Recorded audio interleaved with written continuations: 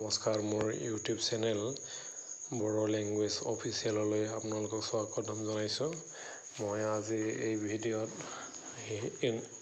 ইংৰাজীৰ পৰা হিন্দীৰ পৰা বড়োলৈ অনুবাদ কৰা এটি ভিডিঅ' আনিছোঁ, যাতে আপোনালোকে বড়ো ভাষাটো ভালকৈ শিকিব পাৰি। সেইকাৰণে মই এই ভিডিঅ'টো আনিলোঁ। আপোনালোকে গতিকে এই ভিডিঅ'টো চাই গৈ থাকক, মাজতে আৰু অনুগ্ৰহ কৰি শেষলৈকে চাব আৰু ছাবস্ক্ৰাইব কৰিব, যাতে আপোনালোকে নতুন অনুবাদ কৰা বড়ো বাক্যবোৰ শিকিব পাৰি। এতিয়া আগলৈ আমি আহক বড়ো ভাষা শিকোঁ। I visited my friend last week. Hindi मैं पिछले सप्ताह अपने मित्र से मिलने गया था। बड़ो थांनाय सप्तायाव आं आंनि लोगोनाव थांदोंमोन। She watched a movie yesterday. Hindi उसने कल एक फिल्म देखी। बड़ो बियो मैया मोनसे फिल्म नायदोंमोन।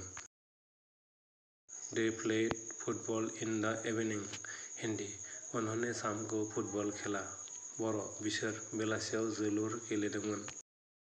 Studied hard for the examination.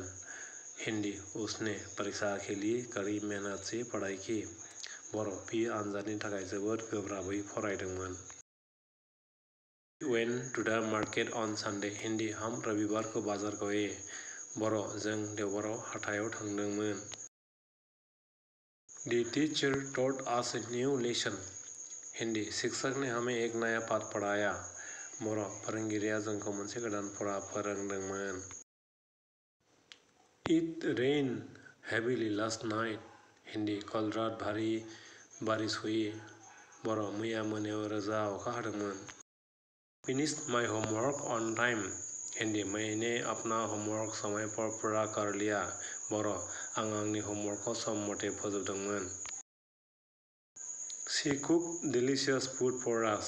Hindi उसने हमारे लिए स्वादिष्ट भोजन पकाया। बड़ो बियो जोंनि थाखाय गोथाव जामुं संदोंमोन। Travel to Delhi by train. Hindi वे रेलगाड़ी से दिल्ली पहुंचे। बड़ो बिसोर रेलगाड़ीजों दिल्लीसिम दावबायदोंमोन।